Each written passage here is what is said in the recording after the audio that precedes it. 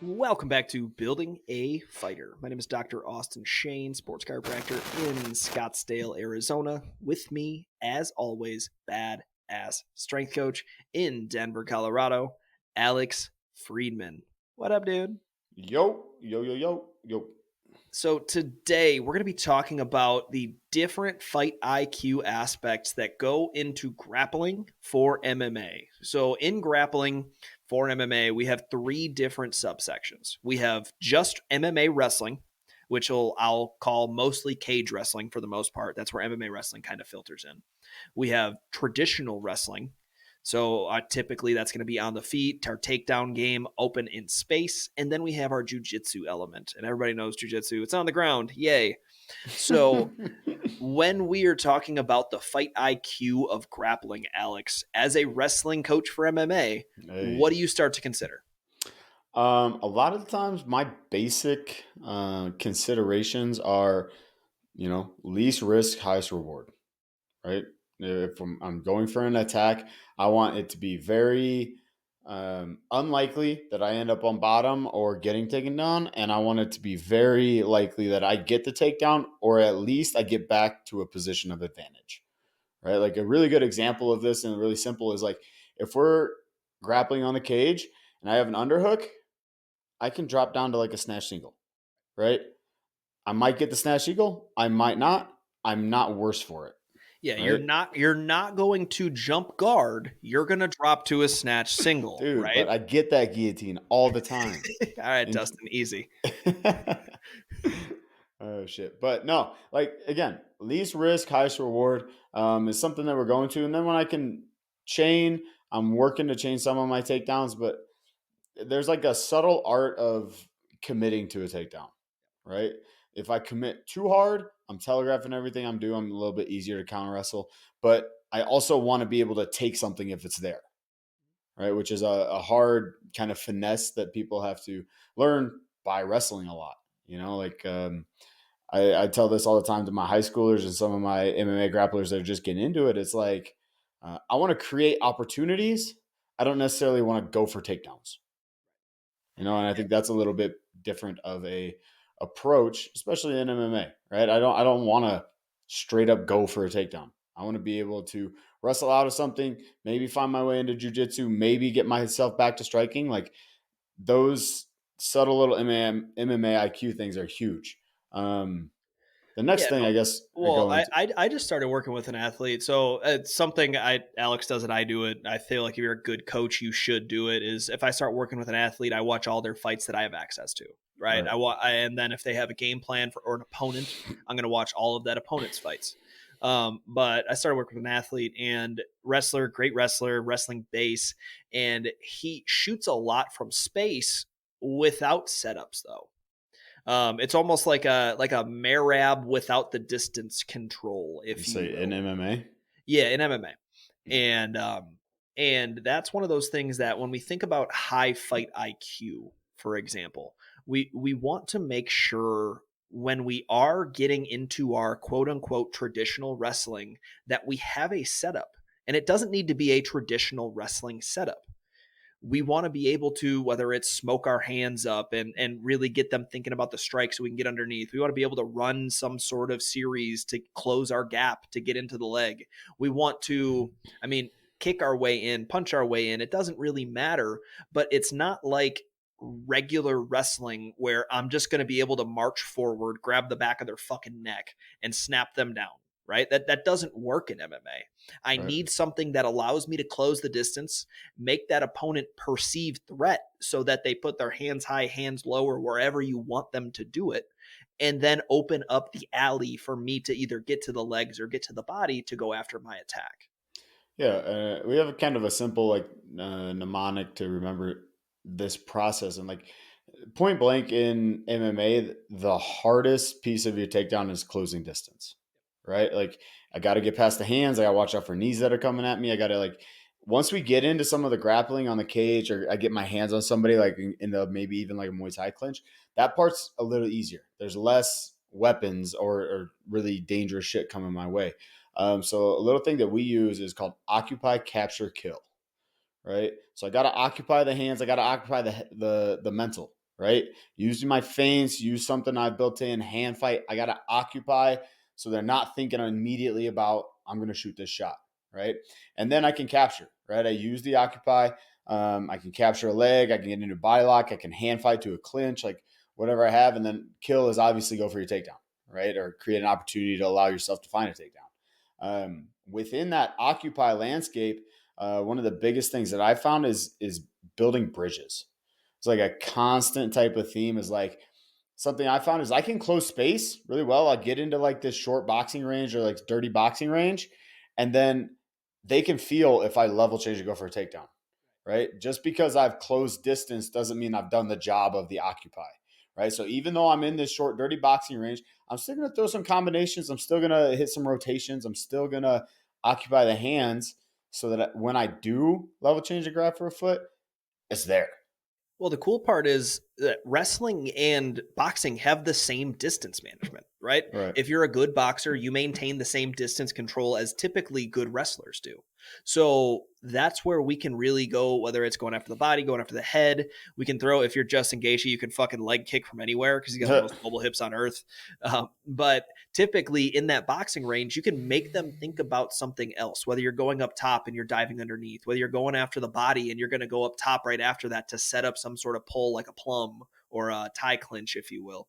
But when you're in that boxing range, think about boxing first, wrestling second if you're going after the takedown. Too often when we're in boxing/wrestling range, we think about wrestling first. And as soon as we think about that wrestling first, we don't have our entrance anymore. Because just like Alex is saying, if you've been around somebody, if you've been in a situation where you're in that stand-up or even just in wrestling in general, right?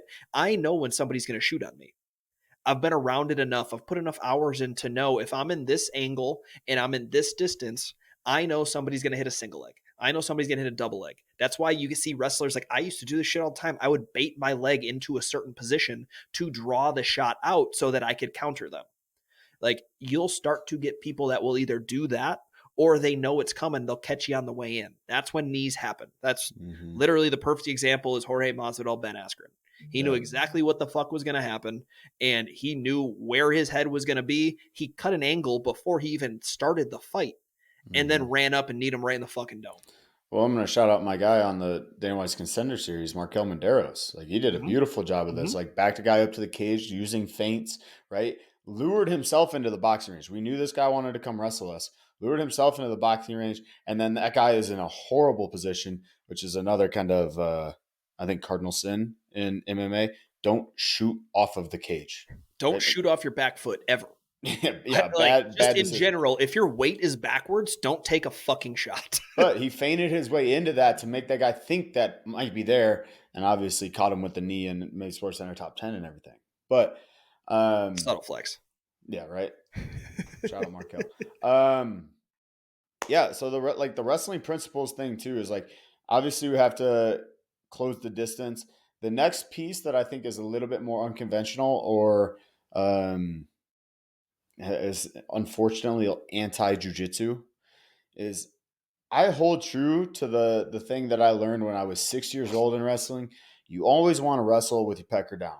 Yep, 100%. Right? You want to turn your hips. Dude, I use that cue when I do like in strength and conditioning. Like yeah, I think I actually used that today. I was showing something. What it was, something had to do with. We were doing an RDL, and a single leg RDL.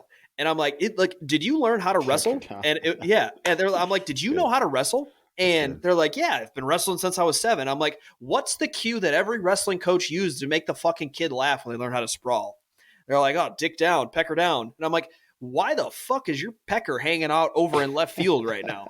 This is the exact same movement. It's just one leg goes up instead of 2. Keep your pecker down. And there's high schoolers around. I'm like, oh, this is not appropriate at all. Yeah, right. But dude, I was taught when I was 6. Dude, bro, and then the other cue on a level change that I always got, and it's like, you know, they're maybe inappropriate, but they stick in my head to this day, is when you level change on a takedown, you got to pretend that your balls weigh 300 pounds. If your balls weigh 300 pounds, you're going to drop straight down in a loaded position with your shoulders over your hips. That's how I teach people how to grab a body lock. I'm like, you're trying to teabag their fucking kneecap. That's how deep I want you to step. Yeah. And you were speaking of this earlier, man, especially in a body lock. It is so subtle and I think so overlooked when you get good at wrestling, how much you just feel things. Right. And that's really a really hard thing to teach, but it probably comes from reps and a lot of them. But you just feel where to go. You feel where the pressure is, you feel where the next chain is. And so that's something that is definitely to develop. But I never want to like pull somebody into my lap in like a crab ride, right? Maybe I wouldn't say never. That's not my go-to, right?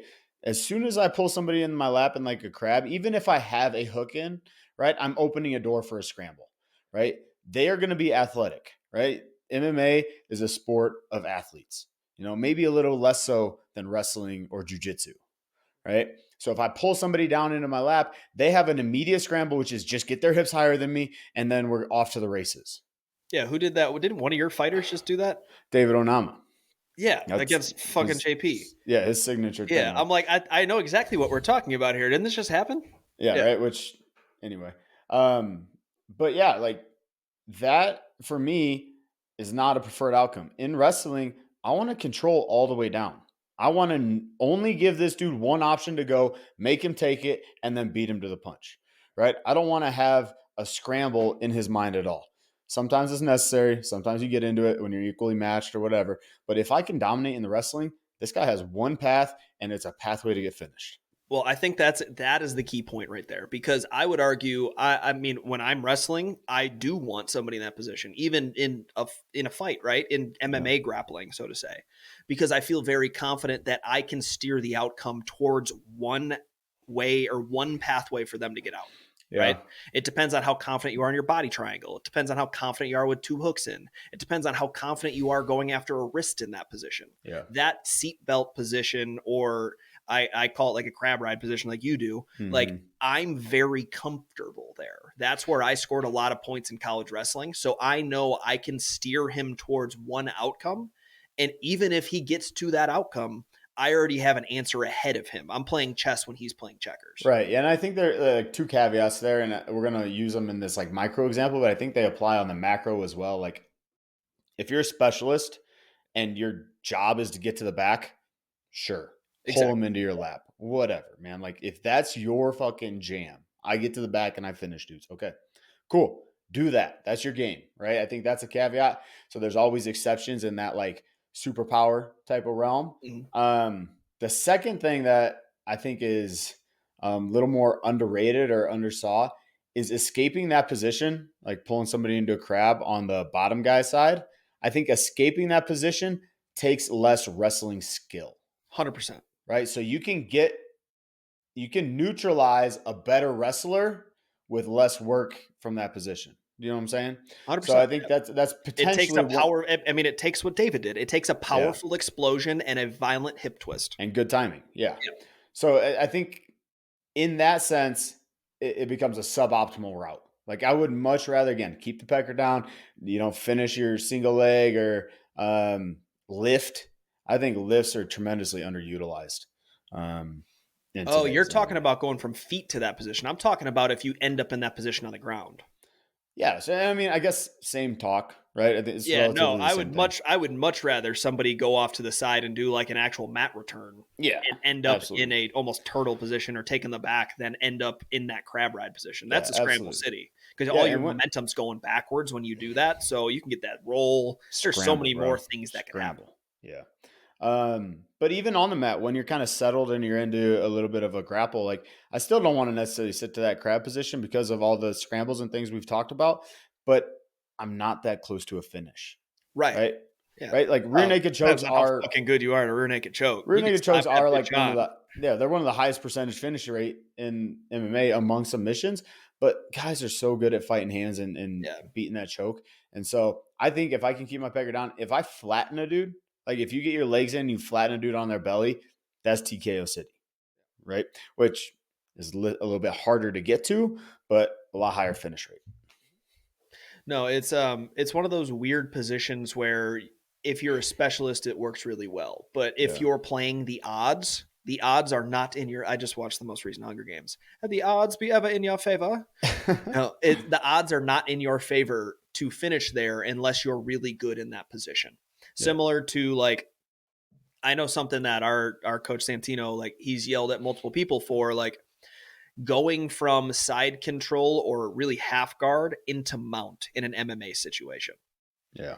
Why the fuck would you pass unless you're Chase Hooper this last weekend? Like, Right. why would you pass into a position that can develop more scrambles when, if you're a wrestler, you can lock down that leg, posture up, bench press the face, throw those elbows, and then you're safe? There's only one option when you're in half guard. They have to go one way, they're not going Yeah. the other way. If I pass all the way to mount, that gives them a lot more options. They can push the hips away, they can scramble one way or the other. That gives them really 3, 4, maybe even 5 different options to throw at you that you need to be prepared for. If I stay in half guard, yes, I'm not necessarily going to finish 100%, which you won't in a mount either, but I know that I can do really good damage and I can control that position for minimum of a minute, probably maximum the whole round.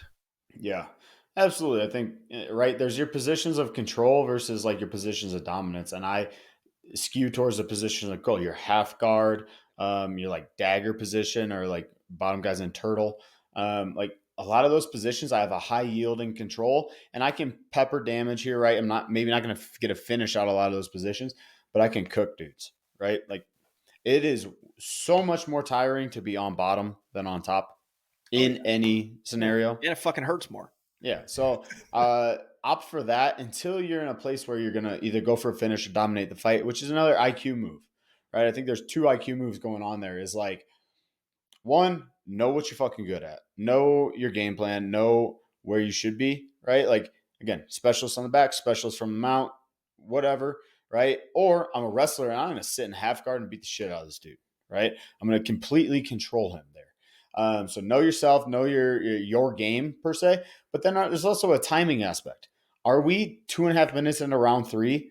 Maybe that's not the best place to just sit in a half guard, right? Or maybe it is if you've won two Yeah. rounds of the fight Yeah. If you're already, up 2 rounds, it's a perfect place to right? be. There's 10 seconds left in the first round. Okay, I'm passing that half guard to get to mount and trying to fucking punctuate the round, right? Like so, it's like where's the timing and the context of the fight, which is I understand is a super hard thing to realize as you're in the fight, but it's Yeah, something but that that the comes down most to the elite things coaches do. around you. That comes Yeah. down to your coaches telling you, and staying in that similar vein, but moving on is playing off your back looks Yeah. really fucking bad to a judge. Yep. Unless you have the most, and like, there's one athlete I've ever worked with that can get away with this. It's Vanessa Demopoulos. Like, she's dangerous as fuck off her back. But even she, you shouldn't do it with 4 minutes left in the round. Nope. Like, it looks bad to a judge because it looks like you are honestly getting worked in that position. It looks like you were on the defensive the entire time unless you're Mm-hmm. swinging up a submission every 20, 30 seconds. So that's one of those things that when we work with jiu-jitsu athletes trying to transition into wrestling or trying to transition into wrestling or MMA, right? They need to know that it's not just about where you feel good. It's also has to do with what the judges think looks good as well. And Amen. that's an unfortunate part of the sport. But when you have the subjectivity of the judge's scorecard, why would you ever put yourself in not as dominant of a position? Even if you think you may have the advantage there, why would you particularly try to jump guard? Why would you put yourself on your back when you can't get power in your strikes, right? There's like a few people that can develop enough power through One or torque two, bro. Yeah, to like be very able seldom. to throw hard elbows. Like Nico Price, really fucking good at it. Mm-hmm. But Kevin Holland, really good at it. Mm-hmm. But it's really hard to do as effective of ground and pound off of your back as it is when you're in top position, right? So it comes down to what Alex was saying. It's what is the highest likelihood towards success and how do I get into those positions as much as possible? Well, I would say top is a lot more, or I guess a lot higher likelihood for winning or looking good on the judge's scorecard than playing off of your back. Yeah, I think that there's two more kind of positions where I would really opt for that. And I use the pecker down analogy for a closed guard as well, right? Mm-hmm. Literally hip straight to the ceiling when you're in a guard. All right. Well, let's get on our side. Let's start to wrestle up. Let's use whatever, right? Get your pecker down as soon as you can so we can re-wrestle and get up. Mm-hmm. Um, So I think that position looks really bad to the judge, like you said. I think having your back against the cage looks really Yes. bad to the judges, right? The guy in the front might not be doing shit. It might really trash whatever they're doing, but it looks better for them, right? Which speaks to a better cage awareness, right? Is like have your butt to the middle of the cage, right? I think that old school wrestling philosophy still matters, right? Mhm. And I know again, there's exceptions and guys that play on the outside with a lot of motion and things like that. And I absolutely, again, know yourself. Are you a specialist? But in general, if I have my butt to the center of the octagon, that's a better aesthetic. Yep. Yeah, I mean, Eddie's got the striking coach fired. He's got a rule like if you're on the outside, you have to throw at a 3-to-1 clip. If you're not Yeah. throwing at a 3 to, and not just throwing, landing at a 3-to-1 clip, you're going to look Yeah. worse on the judge's scorecard because Yep. that person's controlling the octagon the entire time. They're able to pressure you forward and they're able to show that they are the aggressor because they are chasing or controlling you. Yep. Um, it's a good point to talk about the difference between MMA wrestling and I would say like cage wrestling and regular wrestling is I would say cage wrestling almost lends itself more towards jujitsu than it does wrestling. Yeah. It's a vertical jujitsu. It's a vertical jujitsu that it allows you to add in different elements that you can maximize your efforts on, right? Mm-hmm. So when we're talking about like, say you are on the cage, the tip that I like to use or the cue I like to use for those athletes, all it is just shrimping, right? But it's violent shrimps back and forth. So I say, all right, now that we're standing up, we went from a shrimp to a fish. All right, I need you to fucking fishtail back and forth like a fish, their tail flopping back and forth, or like a car if you're driving too fast. That's what I want you to look like if you're on the cage. Now, Yeah. obviously, like if you're on the cage, you can take a breath here and there, right? It is a tiring position. But I don't know, have you seen that wrestling movie with Paul Giamatti? I'd be hard Or pressed. the I don't remember what the fucking name is, but one of their things was this kid who's a really good wrestler, and he's like they're trying to figure out how to get off bottom, Yeah. and he's like, "How do you get off bottom?" He's like, "I do whatever the fuck it takes. Like I act like I'm drowning." Yeah. That's what it should feel like when you're against the cage. You should feel like you're drowning because technically you are. Your hopes of winning are drowning. Yeah. So Yeah. I need you to fishtail, add movement. The number one way to get off the cage is to create separation. All Mm-hmm. you are doing with that fishtail movement, and what I mean by that is you're moving your hips left to right, front to back, just creating space. And it's almost like you're doing like an Elvis hip switch back and forth. Yep. That separation allows, or that movement allows separation for you to dig your underhook. It allows separation for you to lead the dance, and you can comb the head one way or the other. You can dig an underhook one way or the other. It makes the separation for you to get your angle to then use whatever leverage you have to push that opponent one way or the other. And you can either plan your exit or you can flip the script. You put your opponent on the cage and go after your kill position to Right. talk about what Alex was saying. Well, yeah, and I think that's huge, right? And I think that's like one of the hardest jujitsu principles to capture as well. Like this concept of rocking, right? Like getting some motion or creating some separation, just initiating a rock, right? I think is huge in jujitsu when you're on your back, but also like you find that in the cage. You create motion to create openings, right? I've had countless, athletes come. I was like, he's just so heavy. He's just so tight on me. He's just I was like, okay, it's on you to create a little bit of motion, right? Like to your point, doing whatever the fuck you need to get out. An underrated IQ move, I think there when you have your back on the cage and you're doing your shrimping or kind of your fishtailing, find an underhook.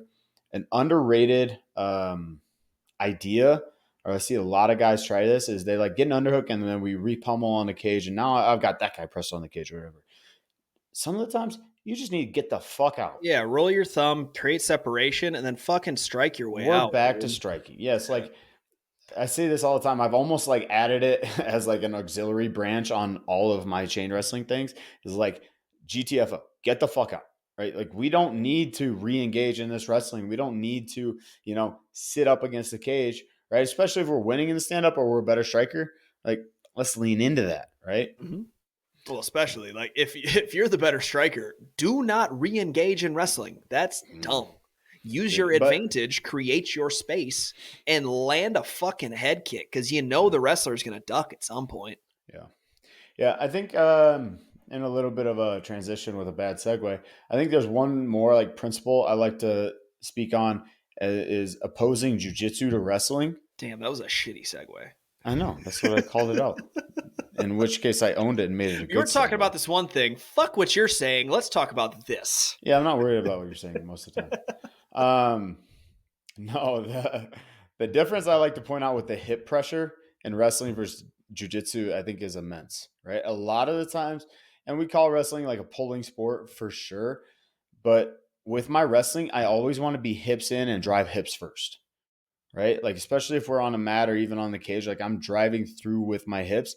I feel as jujitsu is a little bit more of like a pulling people into my hips and keeping my hips in like a concave pattern, right?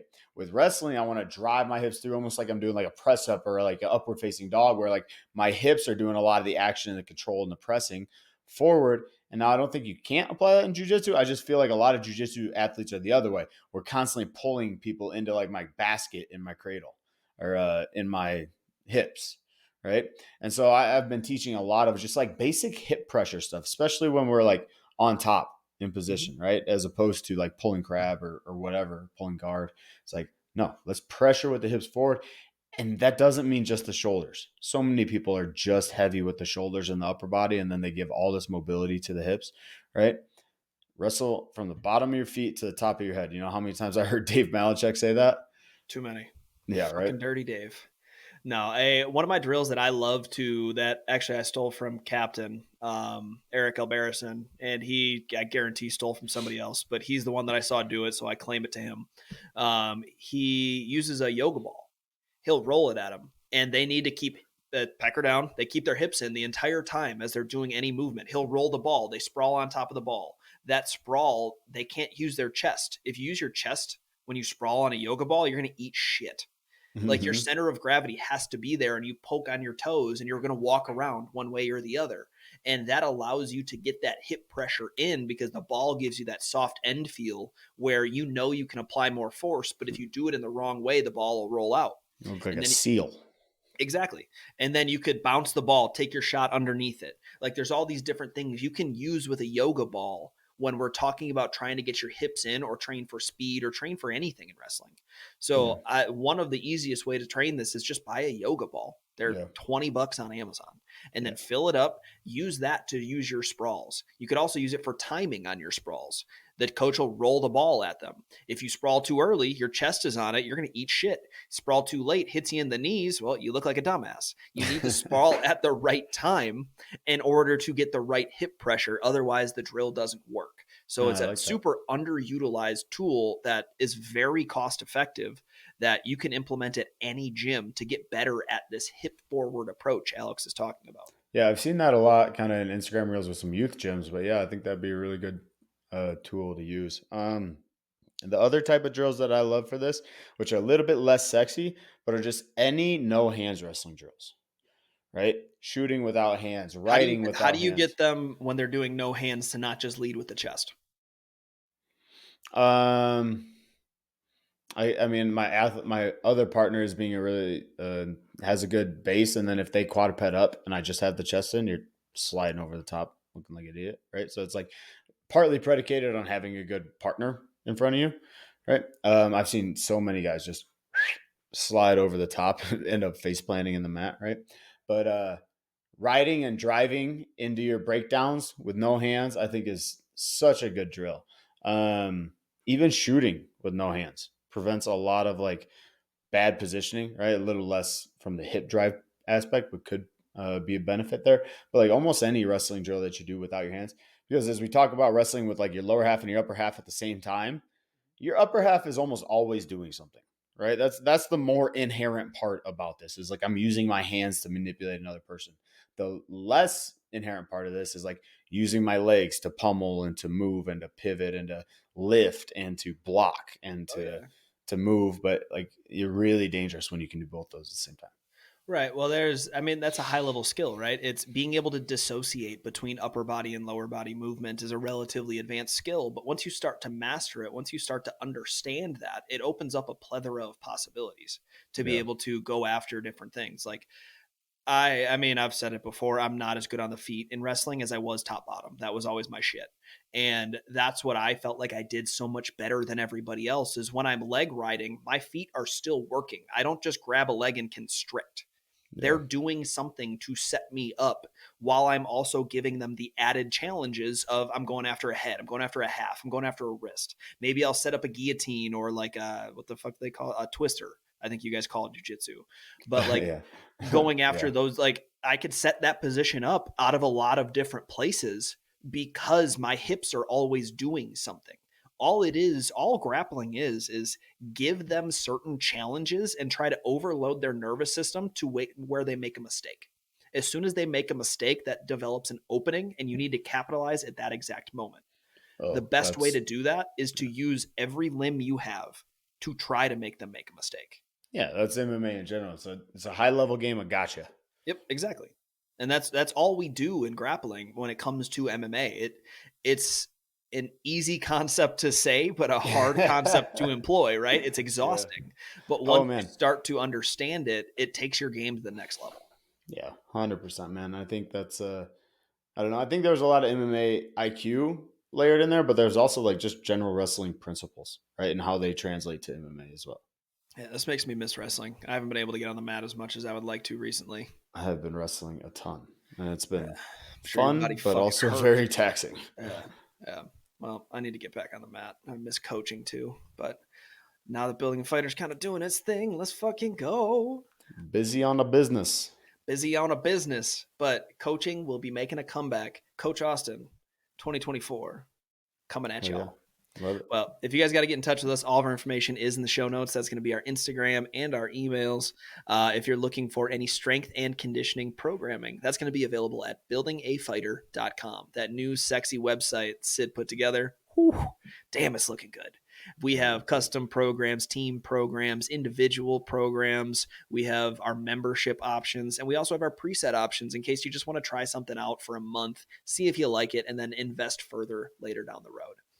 The last thing we'll talk about is if you have a gym and you're looking to maximize that weight room space that we know you bought 10 years Hmm. ago, but you're not making any money off of, we have a white label fitness program where we will program for your weight room to help you make money. You pay us a set fee, and then your coaches or you are going to run them through the fitness routine where you can charge whatever you so choose and make a little cash off that weight room that's sitting there collecting dust. So, highly recommend that format for different gyms that may or may not have a dumbbell rack or a squat rack sitting in the back that you just don't know how to use it. So hit us up at buildingafighter.com if you're interested in that. As always, Dr. Austin Shane, Alex Friedman. and we are out.